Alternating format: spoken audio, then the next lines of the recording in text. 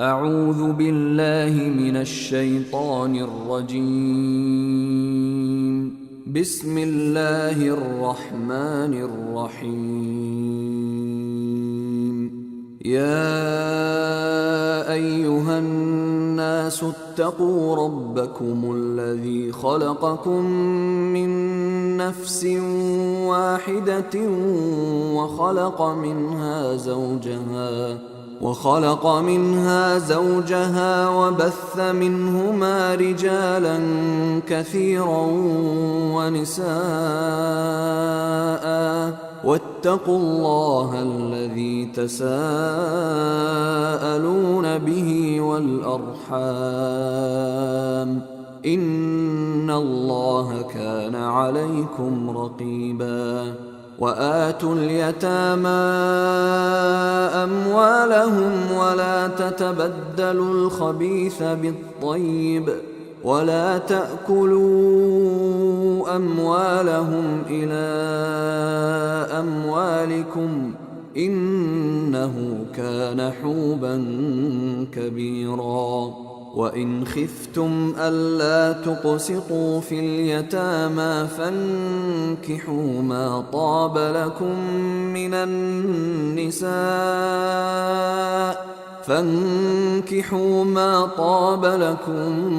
من النساء مثنى وثلاث ورباع، فإن خفتم ألا تعدلوا فواحدة أو ما ملكت أيمانكم، ذلك أدنى ألا تعولوا.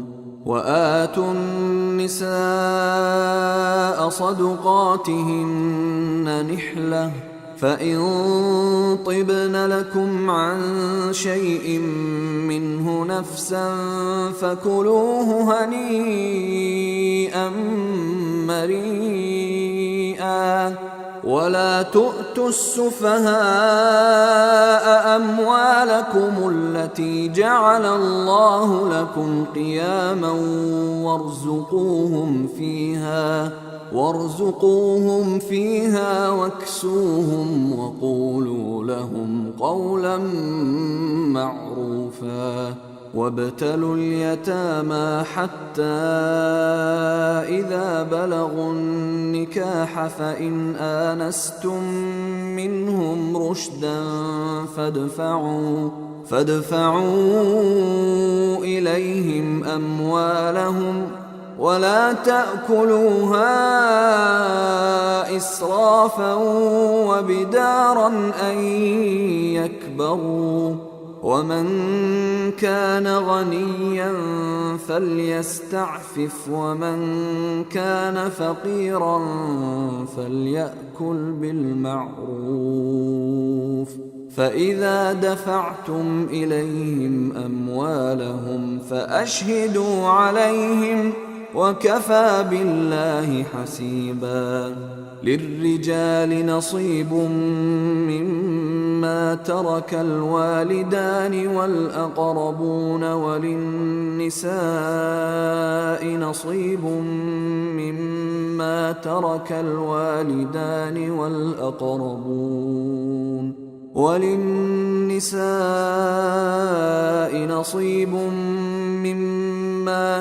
الوالدان والأقربون مما قل منه أو كثر، نصيبا مفروضا. وإذا حضر القسمة أولو القربى واليتامى والمساكين فارزقوهم منه وقولوا لهم قولا معروفا. وليخشى الذين لو تركوا من خلفهم ذرية ضعافا خافوا عليهم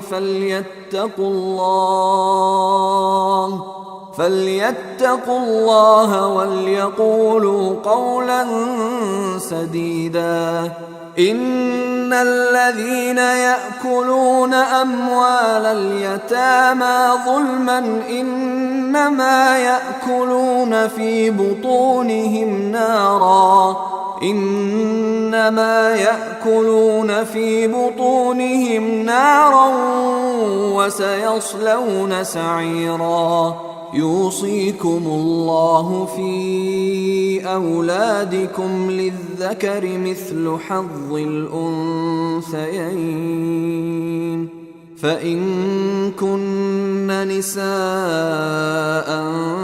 فوق 2 فلهن ثلثا ما ترك، وإن كانت واحدة فلها النصف، ولأبويه لكل واحد منهما السدس مما ترك إن كان له ولد، فإن لم يكن له ولد وورثه أبواه فلأمه الثلث، فإن كان له إخوة فلأمه السدس من بعد وصية يوصي بها أو دين.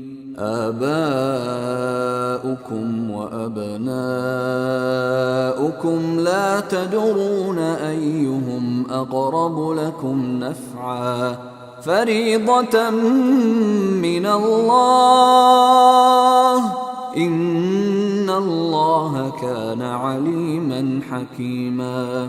ولكم نصف ما ترك أزواجكم إن لم يكن لهن ولد، فإن كان لهن ولد فلكم الربع مما تركن من بعد وصية يوصين بها أو دين، ولهن الربع مما تركتم إن لم يكن لكم ولد، فإن كان لكم ولد فلهن الثمن مما تركتم من بعد وصية توصون بها أو دين. وإن كان رجل يورث كلالة أو امرأة وله أخ أو أخت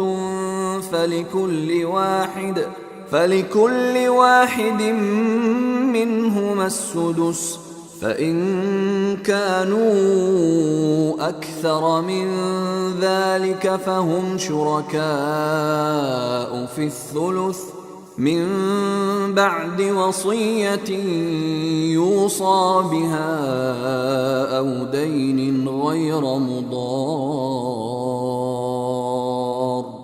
وصية من الله، والله عليم حليم. تلك حدود الله، ومن يطع الله ورسوله يدخله جنات تجري من تحتها الأنهار خالدين فيها، وذلك الفوز العظيم. ومن يعص الله ورسوله ويتعد حدوده يدخله نارا خالدا فيها وله عذاب مهين. واللاتي يأتين الفاحشة من نسائكم فاستشهدوا عليهن 4 منكم، فإن شهدوا فأمسكوهن في البيوت حتى يتوفاهن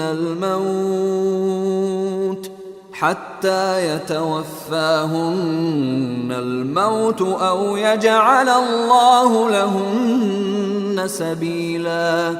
واللذان يأتيانها منكم فآذوهما، فإن تابا وأصلحا فأعرضوا عنهما، إن الله كان توابا رحيما.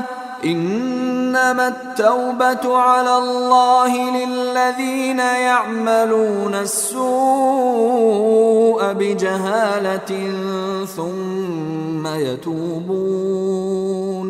ثم يتوبون من قريب فأولئك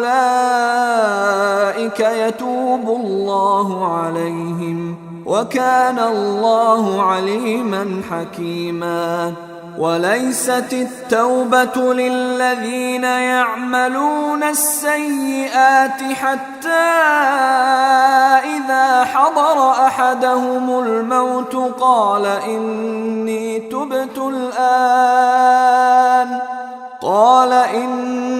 تبت الآن ولا الذين يموتون وهم كفار أولئك أعتدنا لهم عذابا أليما. يا أيها الذين آمنوا لا يحل لكم أن ترثوا النساء كرها ولا تعضلوهن لتذهبوا ببعض ما آتيتموهن إلا أن يأتين بفاحشة مبينة وعاشروهن بالمعروف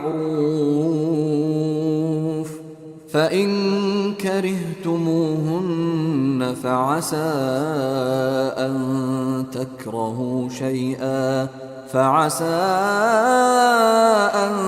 تكرهوا شيئا ويجعل الله فيه خيرا كثيرا. وإن أردتم استبدال زوج مكان زوج وآتيتم إحداهن قنطارا فلا تأخذوا منه شيئا أتأخذونه بهتانا وإثما مبينا. وكيف تأخذونه وقد أفضى بعضكم إلى بعض وأخذن منكم ميثاقا غليظا. ولا تنكحوا ما نكح آباؤكم من النساء إلا ما قد سلف إنه كان فاحشة ومقتا وساء سبيلا. حرمت عليكم أمهاتكم وبناتكم وأخواتكم وعماتكم وخالاتكم وبنات الأخ وبنات الأخت وأمهاتكم اللاتي أرضعنكم وأخواتكم من الرضاعة وأمهات نسائكم وربائبكم اللاتي في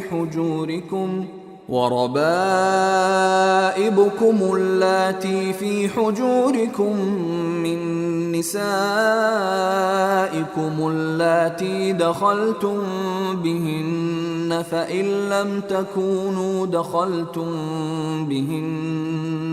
فإن لم تكونوا دخلتم بهن فلا جناح عليكم. وحلائل أبنائكم الذين من أصلابكم وأن تجمعوا بين الأختين إلا ما قد سلف إن الله كان غفورا رحيما.